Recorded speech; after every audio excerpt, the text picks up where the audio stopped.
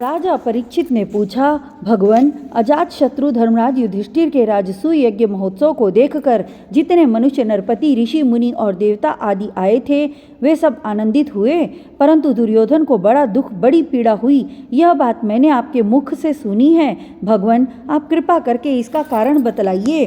श्री सुखदेव जी महाराज ने कहा, परीक्षित, तुम्हारे दादा युधिष्ठिर बड़े धर्मात्मा महात्मा थे।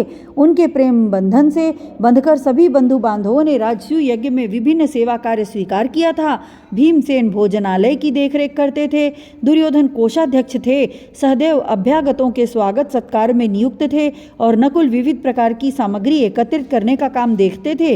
अर्जुन गुरुजनों की सेवा शुश्रूषा करते थे और स्वयं भगवान श्री कृष्ण आए हुए अतिथियों के पांव पखारने का काम करते थे।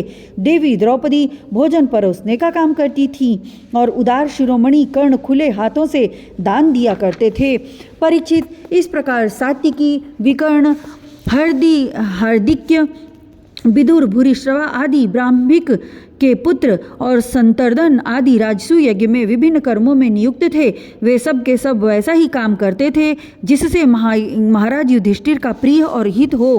परीक्षित, जब ऋतध्वज सदस्य और बहुज्ञ सुमधुर वाणी बहुज्ञ पुरुषों का तथा अपने इष्ट मित्र एवं बंधु बांधवों का सुमधुर वाणी, विविध प्रकार की पूजा सामग्री और दक्षिणा आदि से भली भांति सत्कार हो चुका तथा शिशुपाल भक्तवत्सल भगवान के चरणों में समा गया, तब धर्मराज युधिष्ठिर गंगा जी में यज्ञांत स्नान करने गए। उस समय वे अवभृत स्नान करने लगे। तब मृदंग, शंख, ढोल, नौबत, नगाड़े और नरसिंगे आदि तरह तरह के बाजे बजने लगे। नर्तकियां आनंद से झूम झूम कर नाचने लगीं। झुंड के झुंड गवैये गान गाने लगे और बीणा, बांसुरी तथा झांझ मजीरे बजने लगे। इनकी तुमुल ध्वनि सारे आकाश में गूंज गई। सोने के हार पहने हुए यदु, सृंजय, कंबोज, कुरु, कैकय और कौशल देश के नरपति रंग बिरंगी ध्वजा पताकाओं से युक्त और खूब सजे धजे गजराजों, रथों, घोड़ों तथा सुसज्जित वीर सैनिकों के साथ महाराज युधिष्ठिर को आगे करके पृथ्वी को कपाते हुए चल रहे थे। यज्ञ के सदस्य ऋत्विज और बहुत से श्रेष्ठ ब्राह्मण वेद मंत्रों का ऊंचे स्वर से उच्चारण करते हुए चले। देवता, ऋषि, पितर, गंधर्व आकाश से पुष्पों की वर्षा करते हुए उनकी स्तुति करने लगे। इंद्रप्रस्थ के नर नारी इत्र, फुलेल, पुष्पों के हार, रंग बिरंगे वस्त्र और बहुमूल्य आभूषणों से सज धज कर एक दूसरे पर जल, तेल, दूध, मक्खन आदि रस डालकर भिगो देते, एक दूसरे के शरीर में लगा देते और इस प्रकार क्रीड़ा करते हुए चलने लगे। वारांगनाएं पुरुषों को तेल, गोरस, सुगंधित जल, हल्दी और गाढ़ी केसर मल देती और पुरुष भी उन्हें उन्हीं वस्तुओं से सराबोर कर देते।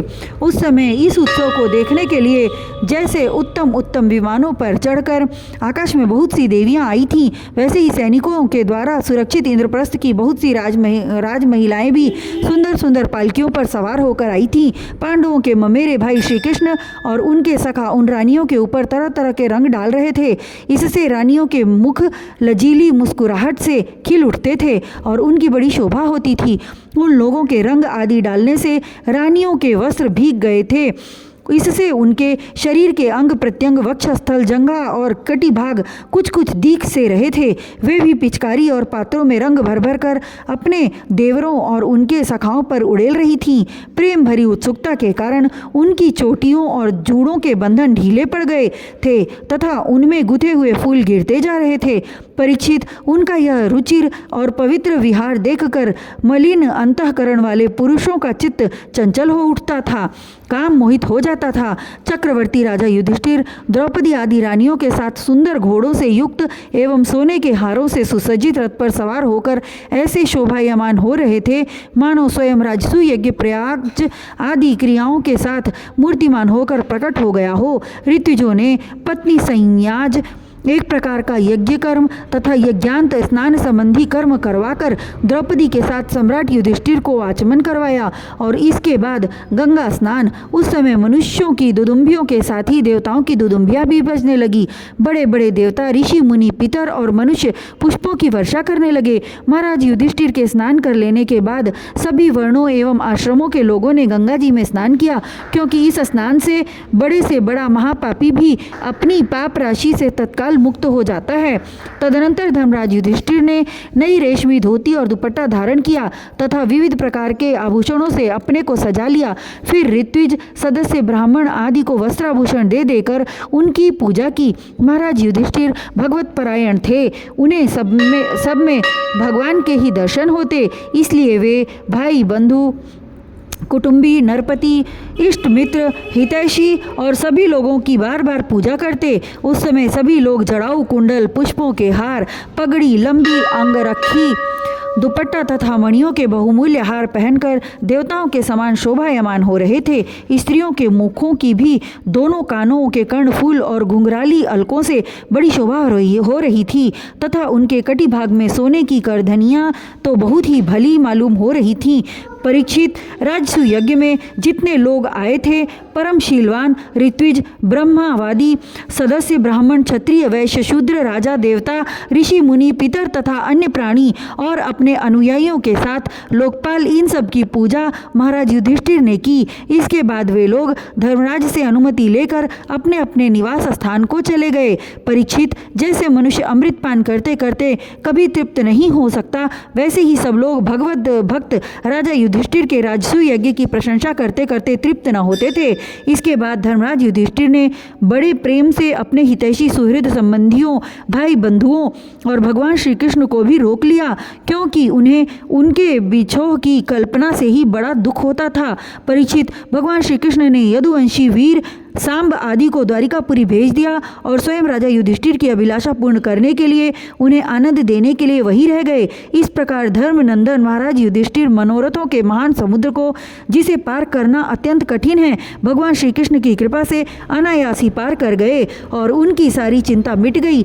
एक दिन की बात है, भगवान के प्रेमी महाराज युधिष्ठिर के अंतःपुर की सौंदर्य संपत्ति और राजसू यज्ञ द्वारा प्राप्त महत्व को देखकर दुर्योधन का मन डाह से जलने लगा। परीक्षित, पांडवों के लिए मय दानव ने जो महल बना दिए थे, उनमें नरपति, दैत्यपति और सुरपतियों की विविध मूर्तियां तथा श्रेष्ठ सौंदर्य स्थान स्थान पर शोभायमान था। उनके द्वारा राजरानी द्रौपदी अपने पतियों की सेवा करती थी। उस राजभवन में उन दिनों भगवान श्री कृष्ण की सहस्त्रों रानियां निवास करती थीं। नितंब के भारी भार के कारण जब वे उस राजभवन में धीरे धीरे चलने लगती थीं, तब उनके पायजेबों की झनकार चारों ओर फैल जाती थी। उनका कटिभाग बहुत ही सुंदर था तथा उनके वक्षस्थल पर लगी हुई केसर की लालिमा से मोतियों के सुंदर श्वेत हार भी लाल लाल जान पड़ते थे। कुंडलों की और घुंघराली अलकों की चंचलता से उनके मुख की शोभा और भी बढ़ जाती थी। यह सब देखकर दुर्योधन के हृदय में बड़ी जलन होती। परीक्षित, सच पूछो तो दुर्योधन का चित्त द्रौपदी में आसक्त था और यही उसकी जलन का मुख्य कारण भी था। एक दिन राजाधिराज महाराज युधिष्ठिर अपने भाइयों, संबंधियों एवं अपने नयनों के तारे परम हितैषी भगवान श्री कृष्ण के साथ मय दानव की बनाई सभा में स्वर्ण सिंहासन पर देवराज इंद्र के समान विराजमान थे। उनकी भोग सामग्री, उनकी राज्य लक्ष्मी ब्रह्मा जी के ऐश्वर्य के समान थी। बंदीजन उनकी स्तुति कर रहे थे। उसी समय अभिमानी दुर्योधन अपने दुशासन आदि भाइयों के साथ वहां आया।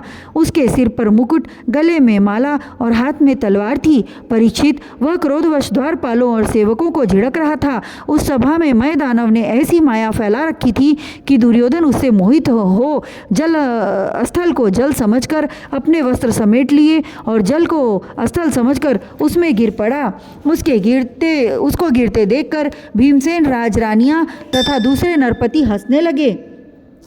यद्यपि युधिष्ठिर ने उन्हें ऐसा करने से रोक रहे थे, परंतु प्यारे परीक्षित, उन्हें इशारे से श्री कृष्ण का अनुमोदन प्राप्त हो चुका था। इससे दुर्योधन लज्जित हो गया, उसका रोम रोम क्रोध से जलने लगा। अब वह अपना मुंह लटकाकर चुपचाप सभा भवन से निकलकर हस्तिनापुर चला गया। इस घटना को देखकर सत्पुरुषों में हाहाकार मच गया और धर्मराज युधिष्ठिर का मन भी कुछ खिन्न सा हो गया। परीक्षित, यह सब होने पर भी भगवान श्री कृष्ण चुप थे। उनकी इच्छा थी कि किसी प्रकार पृथ्वी का भार उतारा जाए और सच पूछो तो उन्हीं की दृष्टि से दुर्योधन को वह भ्रम हुआ था।